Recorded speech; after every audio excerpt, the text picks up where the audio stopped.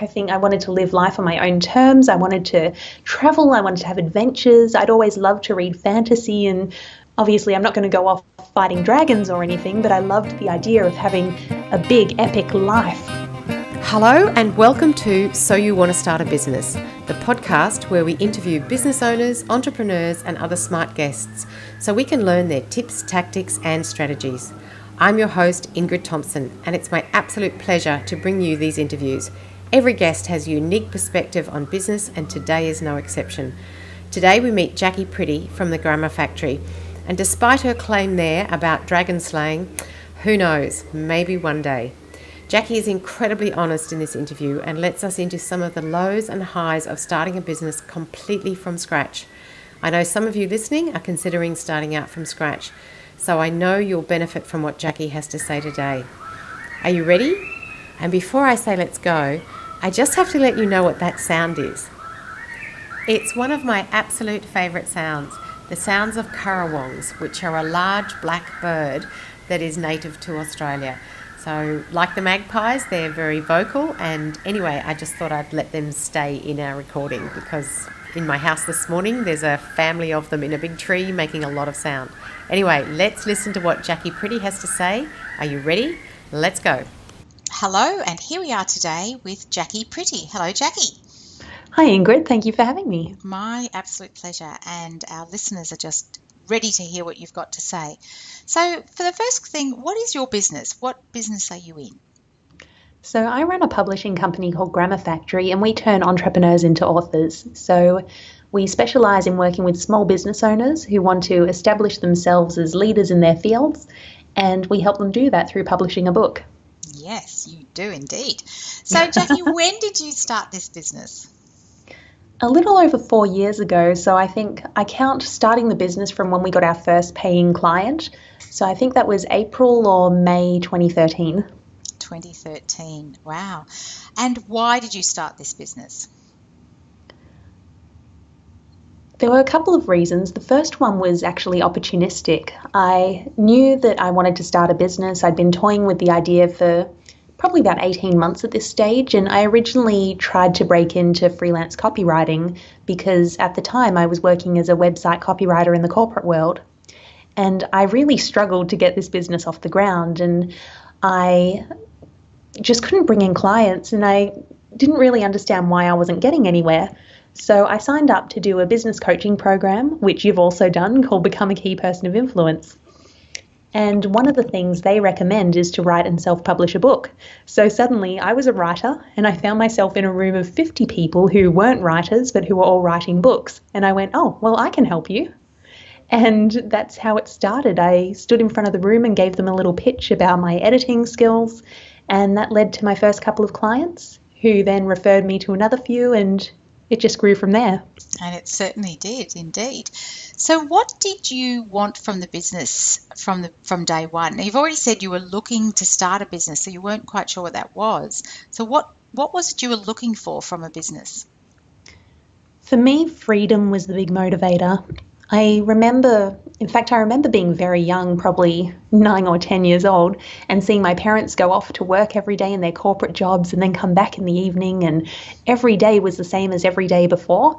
And I really hated the idea of that. I hated the idea of being constrained. I wouldn't have used these words as a child, obviously, but today when I think back, I think I wanted to live life on my own terms. I wanted to travel. I wanted to have adventures. I'd always loved to read fantasy, and obviously I'm not going to go off fighting dragons or anything, but I loved the idea of having a big epic life where you go on journeys around the world and have big experiences, and I didn't think that was possible in the corporate world. And my experience in the corporate world when I started that career was that it was very restrictive and it wasn't very nourishing for me. So that was the primary motivator behind starting a business.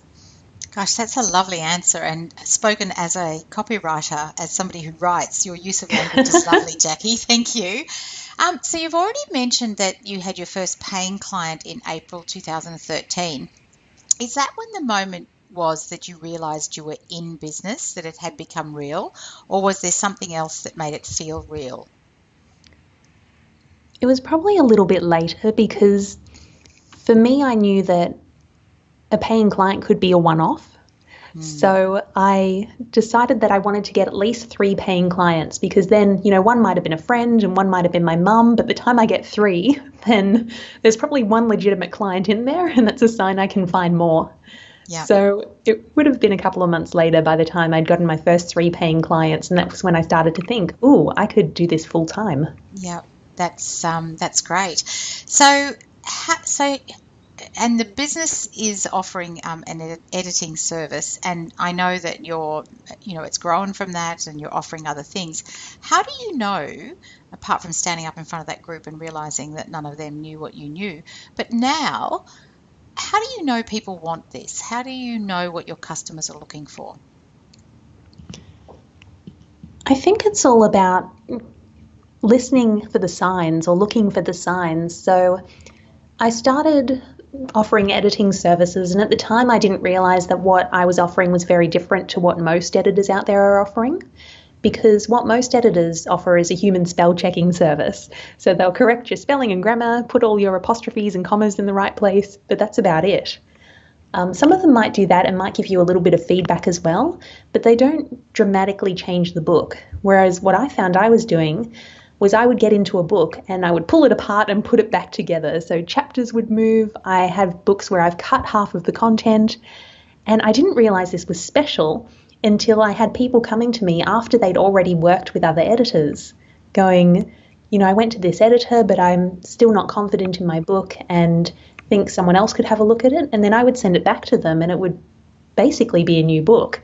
And they would just be wowed and awed by the fact that they were able to create something like this with their knowledge. So getting that feedback is a great sign that people want what you offer. And also the fact that they're sending other people to you, referrals are a really good sign. Yes. It's a very good sign that, you're on the right track and that you're giving people what they're looking for. Now, I'm not sure how much funding your business needed in the early days, and then how you expand and grow that business. But and we don't need to know the nitty-gritty nuts and bolts, but how did you fund that early days? Well, I actually kept working in my corporate job, so I managed to negotiate to go down to 3 days a week. And that meant I had a regular income coming in while I built the business on the side. And for me, that was a very safe way to do it. I've seen a lot of people, and in fact, I've seen a lot of coaches advise their clients to, take the big leap of faith and quit the job and put all of their chips on black, and then the universe will support you. And well, I think that works sometimes, and there are some people who have great stories about how, they gave up everything and then suddenly they bumped into the right person. I've also seen a lot of cases where it doesn't work, and people do lose a lot that way. And I'm quite lucky that my husband and I don't have children, so I didn't need to worry about supporting a family. But my husband and I do split all of our expenses equally, so there were obligations I had to meet, and I didn't want to, I'm trying to think of the way to articulate this. I didn't want to risk everything and then potentially lose it all and get so badly burnt that I wouldn't risk it again. So for me, starting it on the side of my job was a safe way to go about it. And while I was working that job, that's when I started to get, more than one client. So by the time I left the job, which was about 6 months later, I already had regular bookings coming in. I was starting to get referrals. So it was a sustainable way of doing it. I also sold a house, which helps. So it meant not having that financial, not having that extra financial burden. Yes. Just on that, because you've mentioned having a job and working in the business as a side hustle or as a side business. Did you tell the company that you were doing this? How did they respond to that? No, I didn't actually. I didn't. It's funny, in hindsight, I don't think it would have been that big a deal because the services I was offering were in no way similar to what the company was doing, so there was no conflict of interest. But I was really worried that, I don't know, they'd take it away from me. So I didn't actually tell them. It wasn't until I was ready to leave. I said, oh yeah, I've started this thing on the side and I'm going to have a go doing it full time.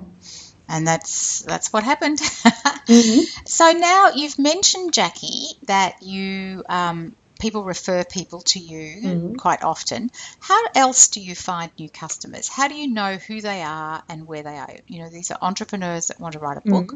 How do you find them? So referrals is still a really big one for us. Mm.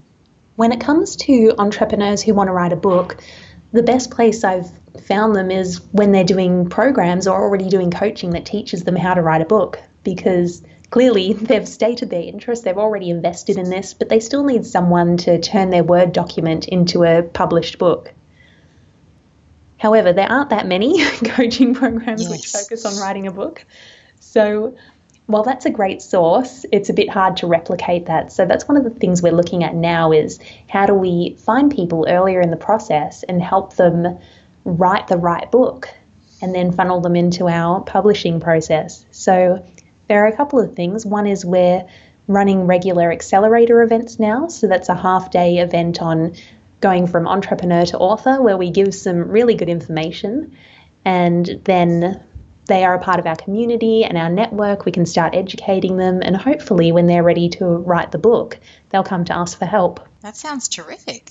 Is there anything else that you're doing? I'm just trying to think of what I'm doing at the moment because I've experimented with a lot of things in the past. Okay. So but the accelerator is one of the things that you're working The accelerator is one of the things, and I think an event, if you're selling a high value product or service, an event is a good way to go about getting in front of people because one, when you're on stage in front of people, you're immediately positioned as the expert and the authority in that space. So people expect that you will put a high value on what you offer. The other thing is that people invest in going to the event, and it's not just the ticket price, but they take time out of their day. So that helps vet the window shoppers from the actual people who are likely to decide to work with you.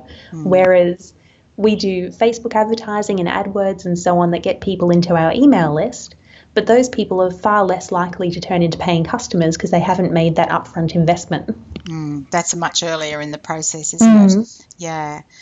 We'll put the details because I know you've got one of those coming up. We're talking now not quite in August, and I know you have one coming up in August. But we'll put the information in the show notes, depending on the timing for this podcast interview being published. But I know that you're doing them on a regular basis, so people will be able to engage with those. That sounds terrific. So in terms of pricing, I can imagine that there's a range of services that you offer, and that you've come to a conclusion about how much to charge for an accelerator program, a half-day workshop, for your entire editorial process.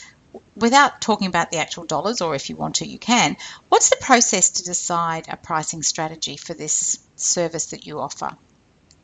Mine's not very sophisticated. It's usually I start charging too low and then realize I can't afford to pay everyone at that rate, and then increase until I can afford to pay everyone. And that's often how... Sorry. I was just going to say, when I hired my first editors, which was back in 2014, I got into quite a bad space where I was losing money on every book they edited. And it took about 6 months of aggressively raising our prices until we got to the stage where we were profitable again. So yeah, it can happen if you're not really across the numbers. And that's one of my favourite topics, but this interview is about you, not me. So, Jacqui, do you have an exit strategy? Do you see this going somewhere? Have you thought about, you don't have to tell us what it is, but have you thought about what happens or where this goes? At a high level, I know myself, and I know that in another probably 3 to 5 years, I'm going to want a new project and I want to build something new. Having said that, Grammar Factory is like my baby. I don't want to just sell it on to someone. So assuming the business is still sustainable and still profitable, what I'd like to do is have it in my portfolio as an asset, but have someone else managing it, and then I can move on to the next project. Wow, that sounds exciting. Yes. Now, if we think back to 2013-14, as you were getting started, is there anything you wish you'd done differently? Well, you've alluded to the pricing thing, so that's probably one of them. But is there anything else you wish you'd done differently at the beginning? Well, the pricing one is probably the biggest one because that did lead to 6 months of a lot of pain and very long weeks and a lot of money coming out of my pocket to keep the business running. Other than that, there are just a few little things, like I started blogging in probably late 2013, and I could have waited another year before I started blogging because that really isn't the most effective way to use my time when I'm in an early business and finding and serving clients. There are other things where I remember when I first started editing, I would promise that I could catch all spelling, grammar, and typos. And that's an impossible promise. I come across grammatical errors and typos in professionally published books all the time. And the reason that happens is just because there are so many individual characters in a book, there's a high probability that at least one of them is going to be off. And I remember I got into a bit of an argument, like an email argument with a client who had been through the edit, and she underlined it in what I sent her, saying, "You said you'd catch all of my typos, and I've found typos." And I remember I was really digging my heels and going, "No, I did my job. I should get paid for this." And in hindsight, she was actually connected to a lot of people who I'd love to work with. She was part of that program I mentioned, the Key Person of Influence program. So she could have been a great referral source, and I could have kept her very happy by either getting an additional round of edits with a separate proofreader or giving her a partial refund. But so situations like that where I was probably stubborn about the wrong things and not having that perspective of this person's goodwill is worth far more to me than getting a $900 invoice paid or however much it was at the time.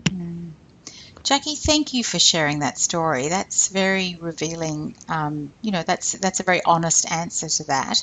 And I hope that everybody has listened, because sometimes we can become quite dogmatic, or it's about us being right, isn't it? And just when you think about the bigger picture and what that could lead to in the longer term, to be able to step back from that. Thank you for telling us that. That's very helpful. That's okay. And sometimes it can be really hard to step back because your business is so personal, and it's what's funding the mortgage, and it's and you put your blood, sweat and tears into it. So it's really easy to get caught up in the little issues like that and feel like they're really important. So I get how hard it is to take that step back, and I'm sure I'm going to have more experiences where I don't take the step back. Well, let's hope you don't have too many more of them.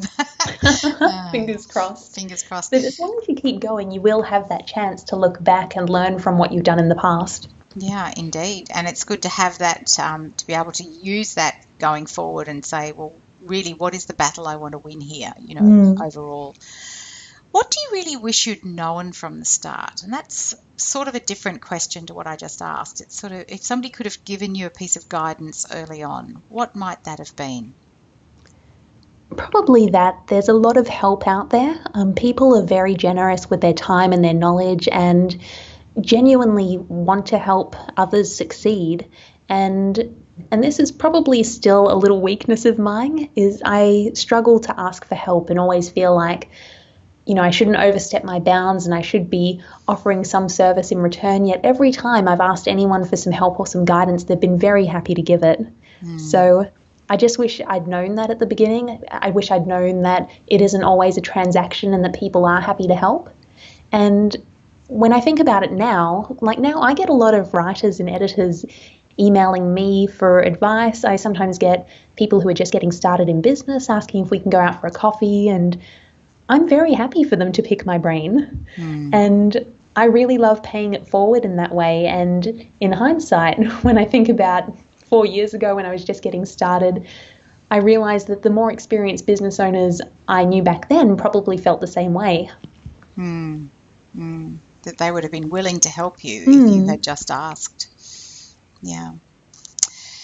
My next question is about who has been your greatest assistance. So, you can either name names or not, but who has given you some terrific assistance in your business? Not so much in my business, but my husband is probably the biggest help ever. And the reason for that is because I'm probably the flighty, spontaneous entrepreneur who's chasing the bright, shiny object and wants to create this empire. And he's the steady one and the rock. And having that support over the last few years, especially when things haven't gone well, and having him say, even though it's not going well now, I think you should still be doing this. I can see how much it fulfills you, and I can see how much you believe it will work. Having someone there who's willing to support you through that makes the biggest difference. And I don't think I would have survived in business for as long as I have if I didn't have that personal support there. Yeah, it's great to have that personal support, isn't it? Particularly from someone close, because if they're with you and behind you and helping you, that's enormously beneficial. Slightly different question. Who can give you really good, really useful feedback? So many people. So one is definitely your clients.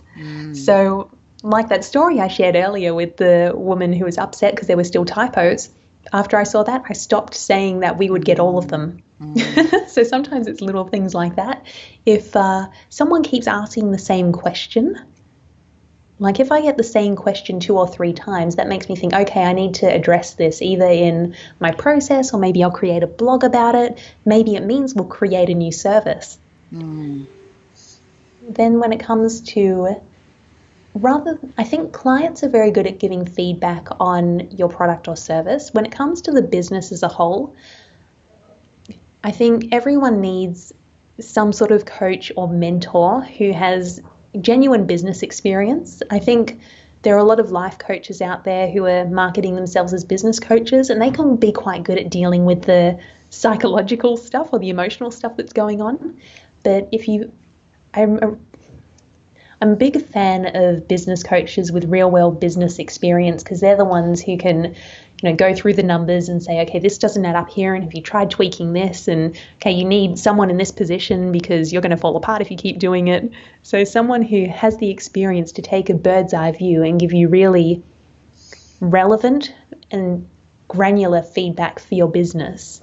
Those numbers are so important, aren't they? Absolutely. There's a reason my business is called Healthy Numbers, isn't there? It's not about me, it's about you. Okay, so Jacqui, back to you. What would you say to someone? I know you've covered this in a number of your questions already, but someone comes to you, as you said, people say to you, can you come and have a coffee? I'm thinking about starting a business. What sort of things do you say to them? What are you saying? Well, the first one is to make sure there's actually a demand for what they're offering. And that can be tested in a couple of ways. I mean, the easiest way is to try and find someone who's willing to pay for it. But you can also create some content around it, like a blog post, for example, and share it on social media and see if people are interested. You can create an ebook and see how many people sign up for it. So just getting your ideas out into the world in a way that's low risk, so you still have a day job or you have a pile of money sitting there that can fund you until it gets off the ground. So just finding a way to test that before you put everything on it, before you gamble everything on it. So that's one thing. The next thing is try to get those 3 paying clients before you start investing into the business. I know that when I was trying to do the copywriting business, so before Grammar Factory, I spent so much time on a website, and then the website was up and I thought, yes, I have a business, and I had no idea what to do next or how to find clients. And that was why when I started Grammar Factory, I focused on getting the clients in first, and it was only after I'd worked with maybe 6 or 8 people that I built the website. So things like that, making sure the business is viable before you start investing in it. And that's very, very, very, very good guidance there. Thank you very much. And the final thing is more of an emotional thing, which is make sure you're choosing something that you genuinely like to do. And it doesn't need to be like your passion or your purpose or any of those big words, because I feel like they can sometimes be a little bit intimidating. But you do need to enjoy it or be challenged by it and intellectually stimulated by it, because you're going to invest a lot of your time and energy into this thing. So why would you do that if it's something you don't enjoy? because it is going to go on for a long time, isn't it? Ideally. Ideally. Indeed. That's really 3 very useful pieces of guidance there. Thank you. So that takes us to the characteristic question. So you've hinted at a few things that give us an insight into who you are as a person. But what 3 key characteristics do you think you have that makes you successful in your business? This is a good question. And what's funny is you sent me the questions in advance and I did not prepare. So I should have 3 characteristics ready to go. I suppose one of them is that I focus on excellence in our work. I think one of the things that sets us apart from other self-publishing companies and a lot of other editors is that we transform the books we work on. We make them as good as they can be. We'll see a draft and what I train my editors to do is to envision what it can become, and then we make the changes necessary to turn it into that book. But you only do that if you're focused on excellence. If you're just focused on getting the job done and out the door, then you can't create that transformation. So focus on excellence, or could also call that perfectionism, I guess. That would be one thing. I suppose the second thing is being open-minded and ready to listen to that feedback. And yes, I haven't always been that receptive when emotions are high, but generally I do reflect on things and look at whether the feedback is valid. If it comes up more than once, it probably is, and how I can implement that into my business. And that has made us vastly more successful than we would have been, because we've changed our products as a result of it. We've changed our sales process as a result. We've changed internal processes to make things easier for my team, because obviously they're giving feedback as well. So being open to feedback is another big one. Now I've got to think of the third. I suppose the third one would just be determination. If business is going to be hard, even if you do everything right, you're going to go through a rough patch, and it all comes down to you as the business owner. You are the one who is responsible for getting the work out the door. You're responsible for keeping clients happy. You're responsible for making sure you get paid, and then for paying your staff and your suppliers. So there's a lot of weight resting on your shoulders. At the same time, it is very rewarding, and I've never done anything that's as rewarding as building my business. However, because of that responsibility and the number of balls you've got to keep in the air, there are going to be tough patches. There will be times when things don't go to plan, when someone doesn't pay their invoice on time, or when a client's difficult and the scope changes. And at those points, you're probably not going to want to be in business, and you'll be thinking, oh, it would be so much easier if I was working for someone else. And having that a little bit of determination and resilience to grit your teeth and just get through that patch, I mean, that's how businesses survive. Because if you don't have that, then you'll give up and go back to a job. So that resilience and determination is key. I think that's terrific. And I'm intrigued about the first one, about excellence and perfectionism, because I actually think they're different things. I think your description of what you saw as excellence is in fact what you do. Because the idea of perfection, I suppose excellence is similar, is perfection is just somebody's view of it. Because the perfect something, I mean, you want the perfect pacemaker because you want to make sure that's working. But, the perfect something is really somebody's manifestation of what perfection is. So, yeah, interesting. Yeah.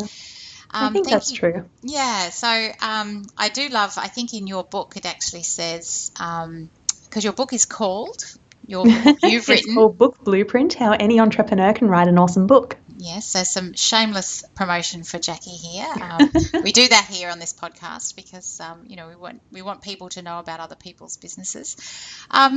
So in the beginning of your book, I think it actually says, feel free to find a typo or a spello, and if you find one, let me know. So, and I think at this point, I should probably say you are the editor, publisher. Well, you are the person responsible for making my hundreds of pages and of words into a book that actually will be a real book at some point. So I thank you very much for that, Jacqui. And Well, it's going to be a very good book at some point. It is a very, very good book. I'm very proud of it. But I'm also, one of the reasons I wanted to interview in this podcast is that you have built a pretty terrific business, and you're already morphing that into providing extra services and looking at what the market actually needs. So I think you're a terrific example of someone, who took an opportunity, but you were ready to take an opportunity with something and have given it some serious consideration. So thank you for that, and thank you for your time. Is there anything else? Is there anything else that we haven't covered? Now, the audience listening are predominantly people who are at that stage, thinking about starting a business, or maybe putting those early feelers out, putting together some kind of ideas of their business products. Is there anything else you'd like to say before we finish? I think we've covered it all. I mean, it's about finding something you enjoy that you're good at, where you can provide value, making sure there's a demand for it, and then finding the people who want it. And it's really as simple as that. And even though businesses grow and legal structures get more complex and managing your finances gets more complex as it grows, I mean, that's really the process time and time again. You're just repeating that to bring in each new customer or each new client. Yep, I think that's pretty good. Thanks, Jacqui, so much for your time. You're very welcome. What a terrific interview. What did you find most useful that you can take away from Jacqui's stories? And there were quite a few there, weren't there? Jacqui mentioned the Accelerator event, and the details are in my show notes and over at my blog at healthynumbers.com.au, where you can also find the full transcript of this interview. If you want to read more about Jacqui, her site is thegrammarfactory.com, and her blog is super rich with terrific information for anyone thinking about writing their own book. Thanks for listening, and just to remind you that also over on my website there's the Business Startup Readiness Assessment designed to help you find out how ready you are to create, start and grow your own business. Head over to healthynumbers.com.au/quiz, Quiz. And remember, ideas without action, well, they're just that. They're just ideas. What action are you going to take this week? Thanks for listening, and I'll leave you with more of the sounds of the currawongs instead of our usual intro-outro music. Let me know what you think, and we'll see if I can find more bird song in the future.